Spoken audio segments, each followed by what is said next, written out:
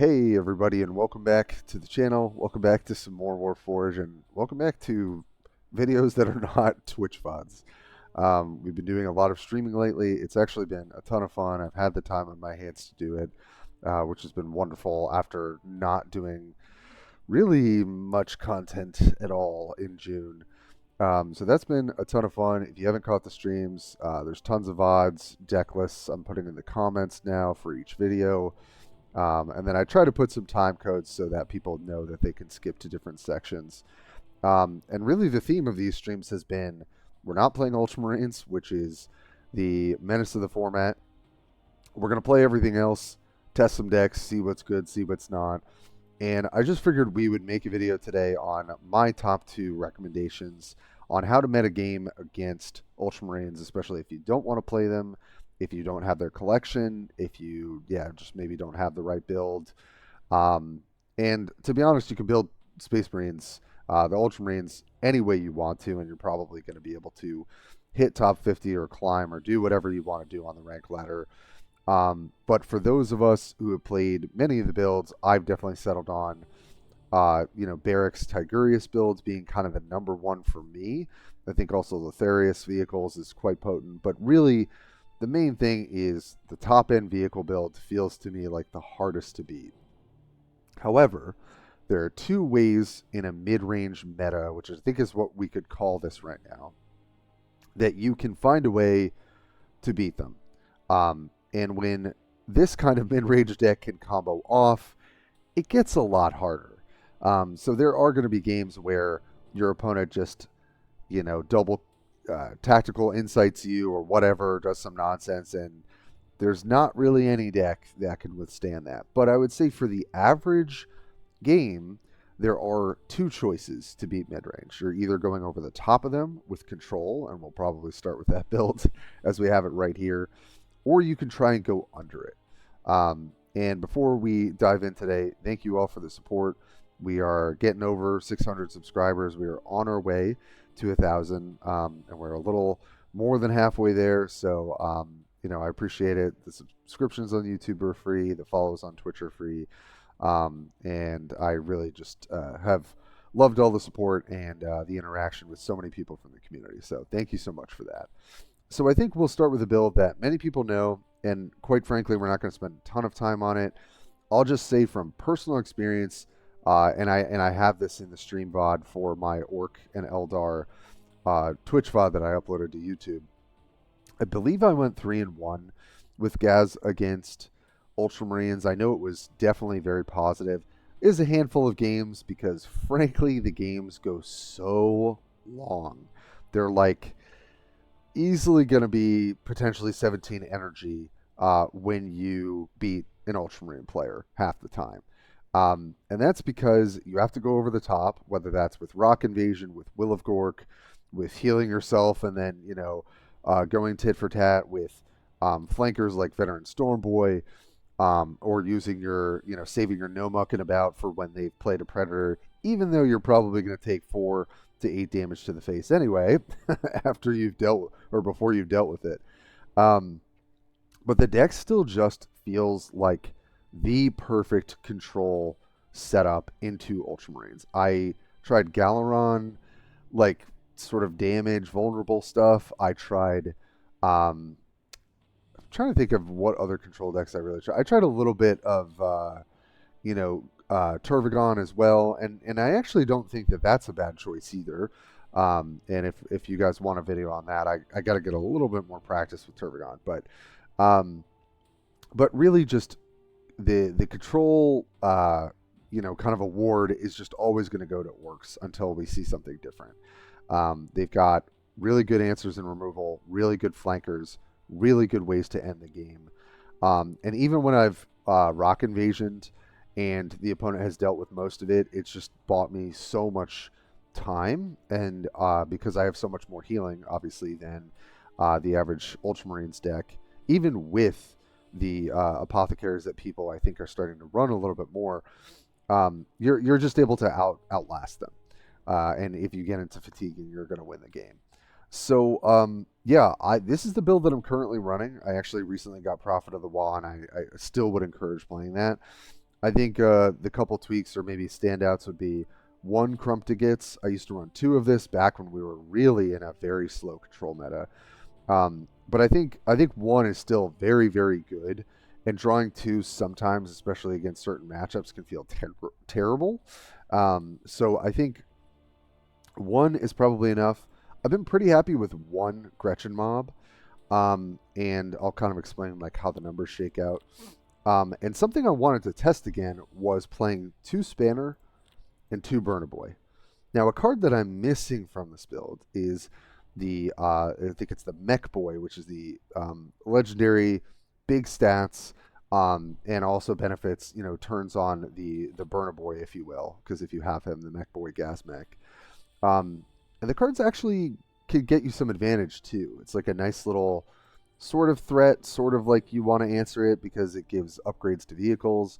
And we're still running Snazwagon, obviously, Squig Buggy, so and Warbiker. So there are some places where you can actually benefit from Mech Boy Gas Mech. So I think if I was to slot him into the deck, I was actually thinking about cutting one of the boss knobs. Now the healing is really, really relevant for boss knob, but just playing it out as a unit, like kind of curving it out, doesn't feel great, into the fact that Ultramarines have so many ranged options, so this thing dies very, very easily. But this thing, when it gets flank, is pretty potent and very helpful. So I think in an ideal world, if I had the Mech Boy Gas Mech, I'd probably cut a boss knob just to kind of keep the curve to where it is. But let me tell you why I wanted to test Spanner and Burner Boy, because that was an encouraged build from BJ the Brave, as probably many people know who are watching my video. Does great content and is a great player in the community. And I actually think it's great. And now, is it great into Predator? Is it great into Repulsor Executioner? No. But it's really good into the Impulsor, go wide. I made 3 dudes in a turn, and then I also played my Tech Marine. It's good into those sorts of board states because it also allows you to hold your Will of Gorks for like truly when you need them. And you have to play control that way, where sometimes you have to take a bunch of damage, play very conservatively, so that when you Will of Gork, that is going to be you turning the game around. And that's very hard against Ultramarines because they have tons of card advantage and tons of threats.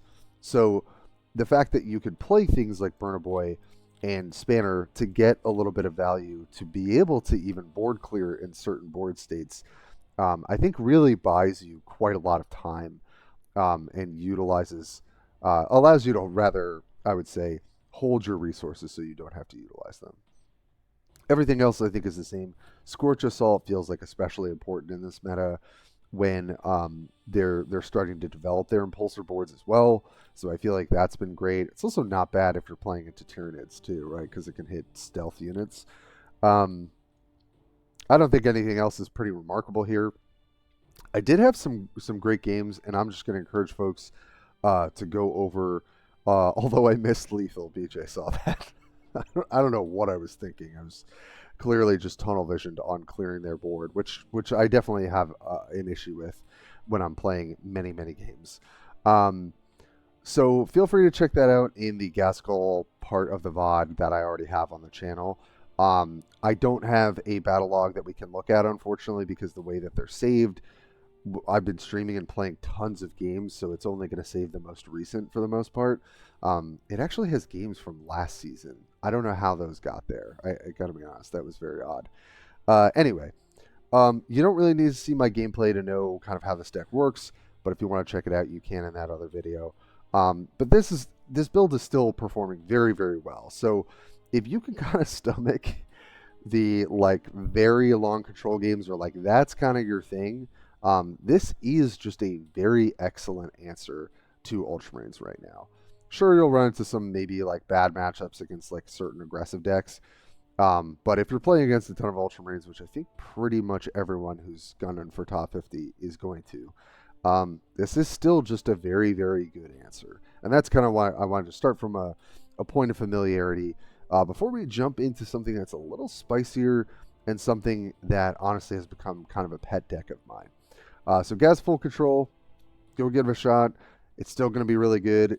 It's going to be long games, but As long as you play pretty tight and kind of know your threats and know your responses to their threats, it is going to be, I think you're going to go positive in your win rate against the Ultramarines. So, yeah, Orcs still proving to be quite a potent threat after so much time. The other deck I wanted to talk about today, and there are some other builds that I was excited to discuss, is Terror Aggro. I played a bunch of Tyranids in a VOD that I put up today as I'm recording, and actually went extremely positive with both Swarmlord and Terror. Now, the sample for Swarmlord was a little lower, but the sample for Terror, I think I went 5-2 with Terror on ladder, and then I went 3-0 or 4-0 with Swarmlord, and then I went even, I think 3-3 with Turvagon when I was trying a bunch of different Tyranid builds. But as soon as I started playing Terror, I just like kind of couldn't get enough of it.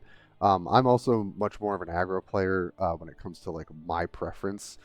And the deck truly can do some like stupid things, like presenting lethal on 6 energy or 7 energy.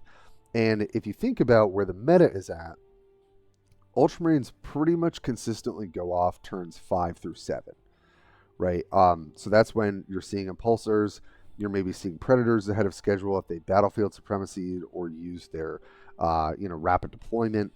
And so, yes, they're going to play those things and get value, but if you've already kind of punched their face in, and then you set up lethal with Ravenous Hunter or a couple other lines of play, there isn't a ton that they can do because most builds are not running Vanguards or they're not running Judiciar, which are some of the hardest counters to a strategy like this.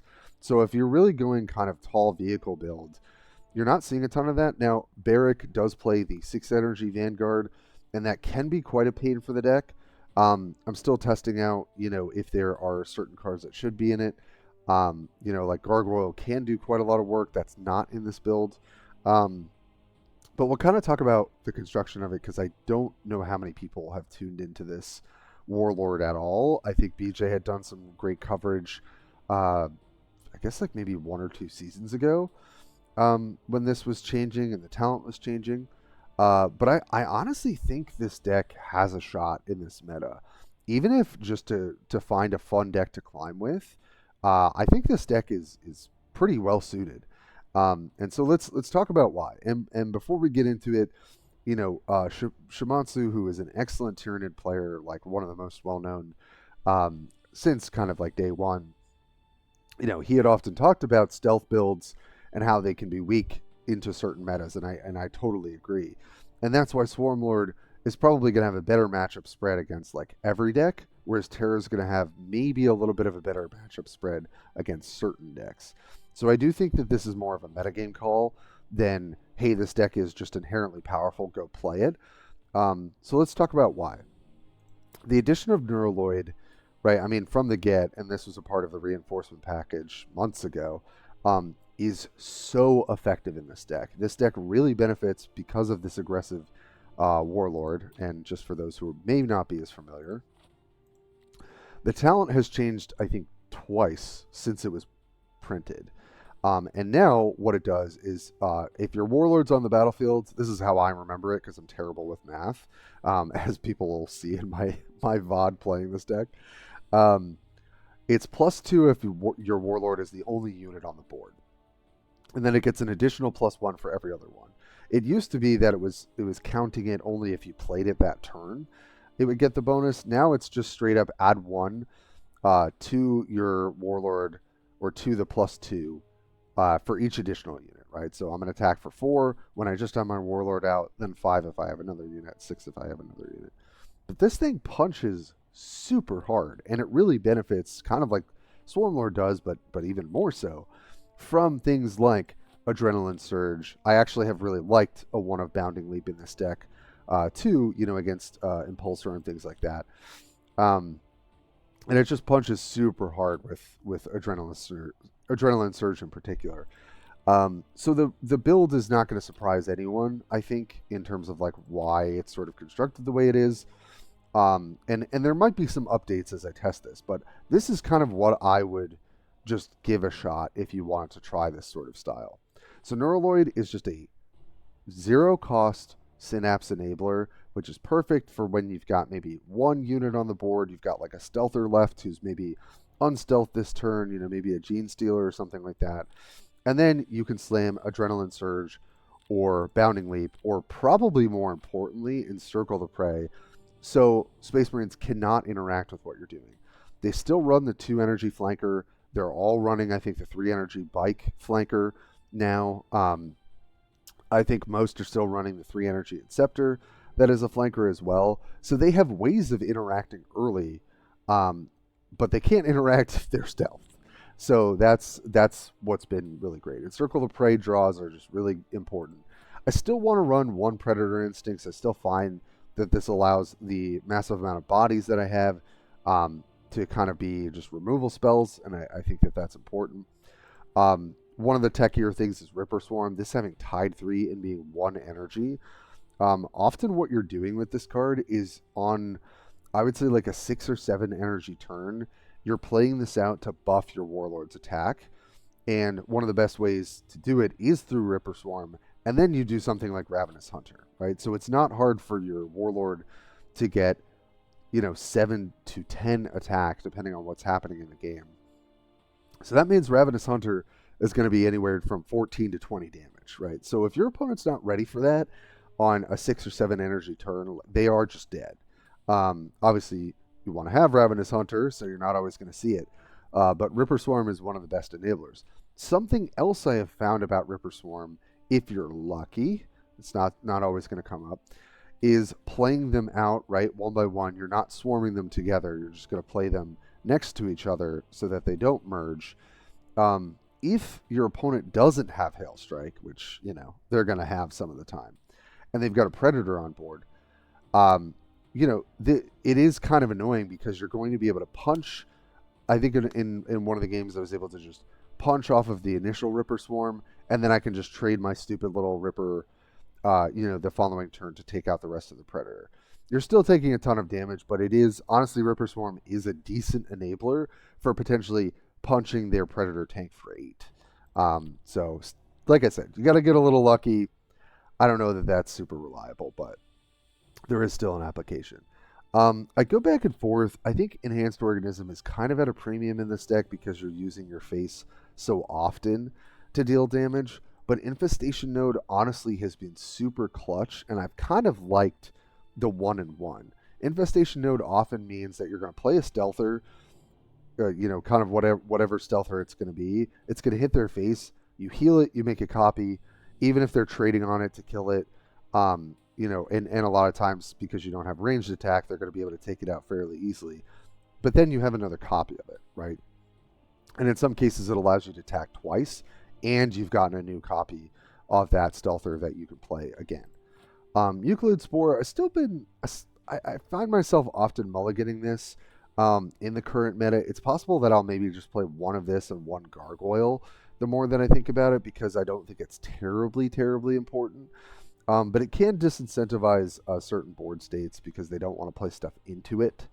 So I think Muculid Spore has gone down a little bit in my book, but I would still, kind of try this against the field that you're facing and see if you still need it.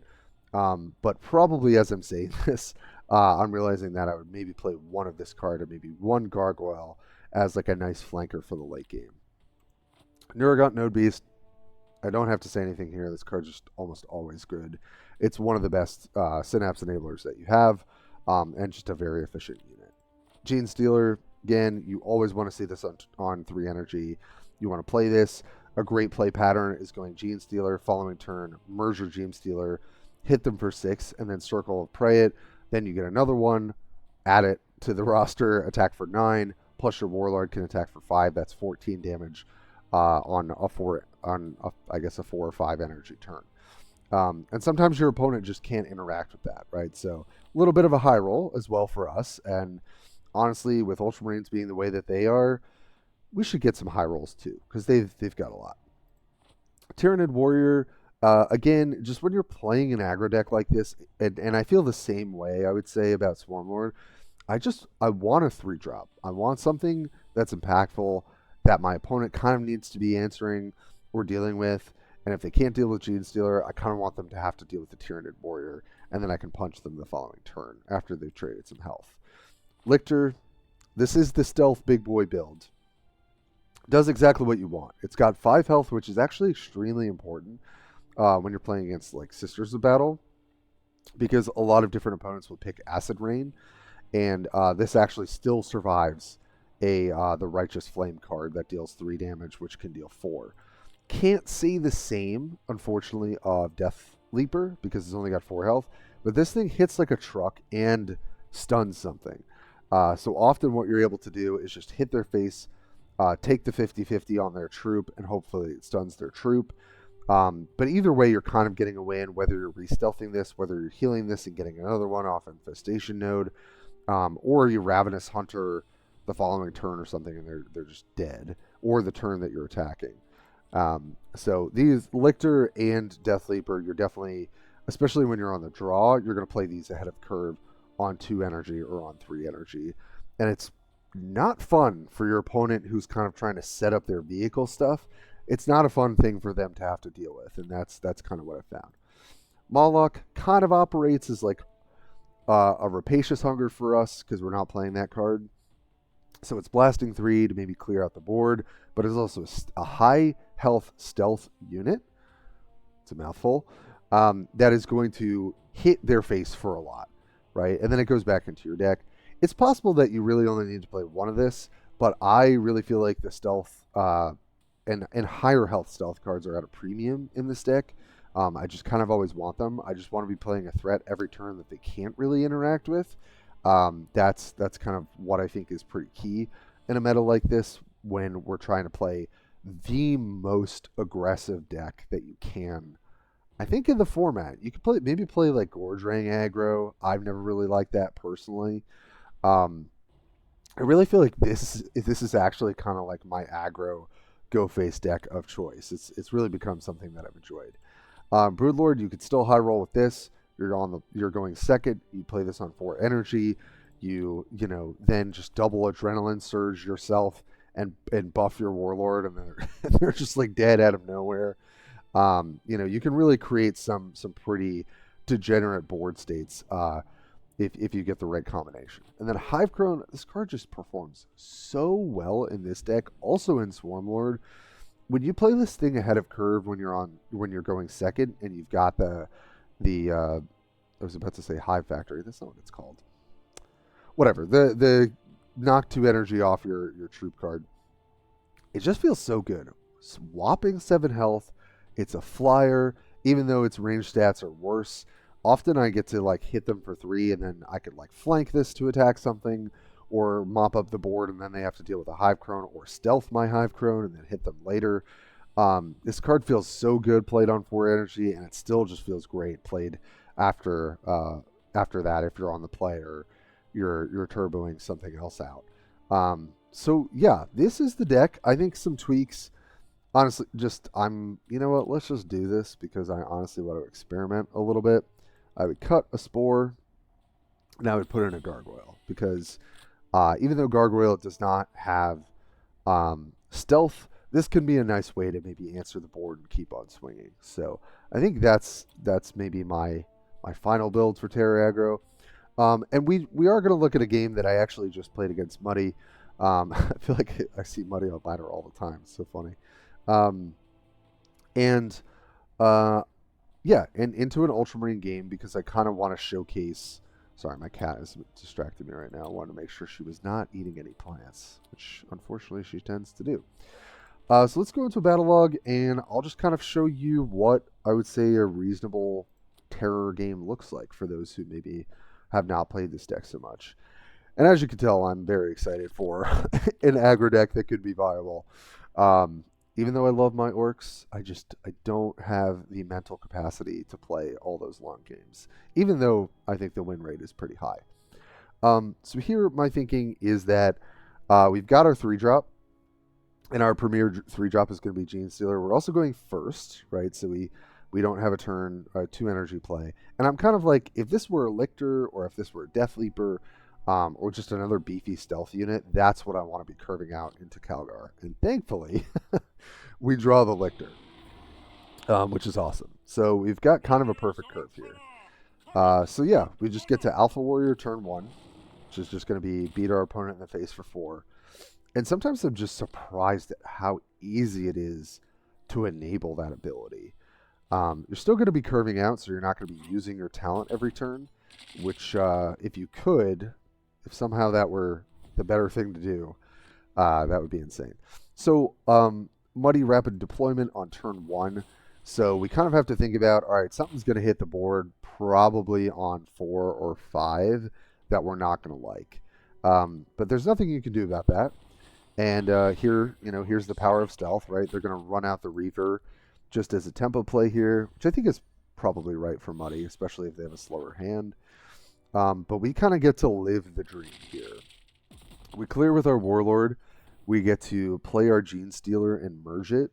And like I said, we have that exact play pattern where we get to smack for 6. Life total, now they're actually down 1. And we get to encircle the prey. So I would say this is a little bit more of a high roll draw. This is not going to come up every game. But we actually still have to deal with the menace that is Predator Annihilator on 4 energy. And it's at this point you might be thinking, does Tim actually win this game? Because this is pretty brutal. But here's where I kind of want to showcase like a little bit of the flexibility that you have. And even though we are pretty low on life, both of us, honestly, right? To me, this is my best play, right? I can almost kill this Predator tank. I have to deal with it. I can't just ignore it. And so, yes, it could trade 11 damage on me potentially next turn, and that's pretty scary. But if there's a way for me to just take this off the board, then maybe I can pull ahead. Now, this is pretty ideal that, like, Muddy's hand got a little weird here.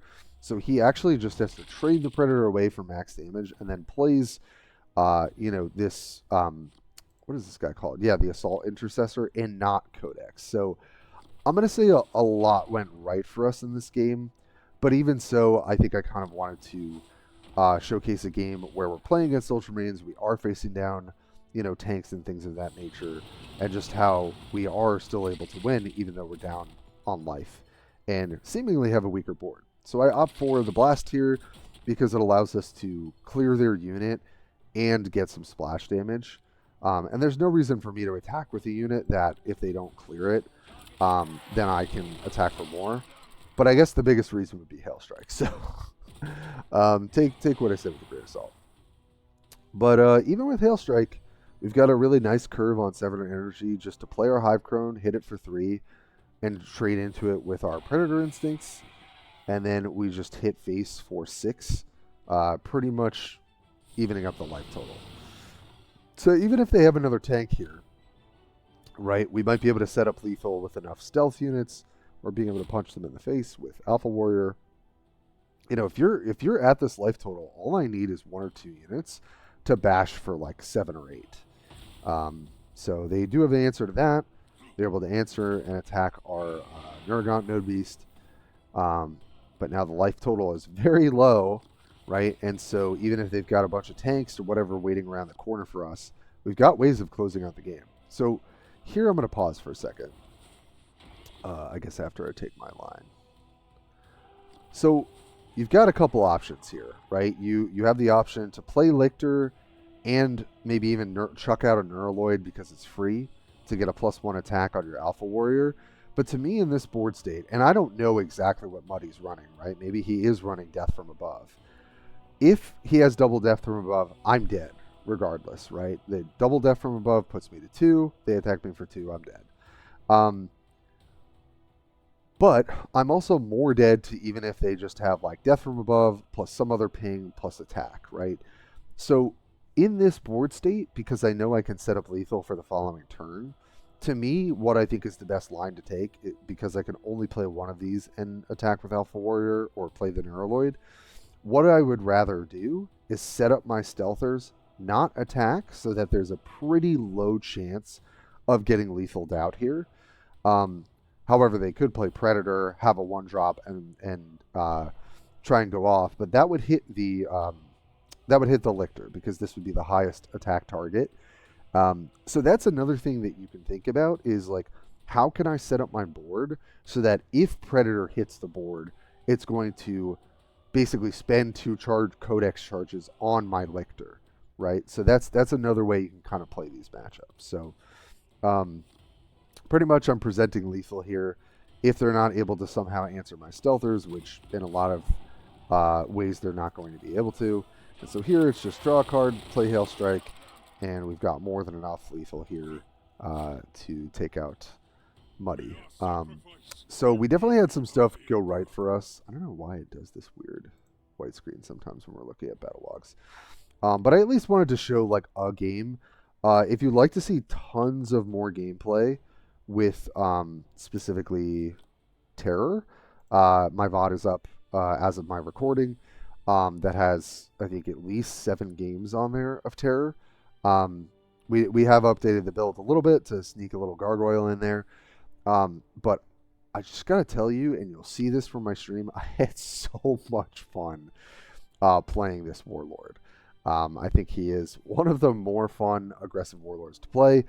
And if you have him and you've been wanting to, bust out some Tyranids lately, obviously Swarmlord, probably by the numbers, is going to be better into the entire field. But I think Terror is actually a really fun and very competitive option in this mid-range meta because of how underneath it can go to the opponent. Imagine you're playing not even against Calgar, but you're playing against a slower Warlord or a Warlord that cares more about their health, like Tigurius or Lotharius. And you're just beating them for 4 turn 1, play a 3-drop, play a 4-drop that they can't interact with, beat them for potentially 7 or 8 on 5 energy, plus play another 3-drop. And then they're like scrambling, right, to like clear your units, but you're just sending your units at their face and then comboing off. And I would say if you ever have Ravenous Hunter in your hand, keep it, because this is just such a win on 6 to 7 energy that most opponents just can't deal with. So yeah, if you want to see more gameplay, we've got it up on the channel. But today I just wanted to kind of make a video on my 2 meta recommendations against the Blueberries, the boys in blue, the Ultramarines. So here's to the control players and the aggro players trying to compete in this meta. Yeah, let me know what you think of the video, if you like this kind of video format as well. I know it's less gameplay, but we've put a lot of that on the channel lately and just kind of wanted to talk deck recommendations. So we'll have those in the comments below.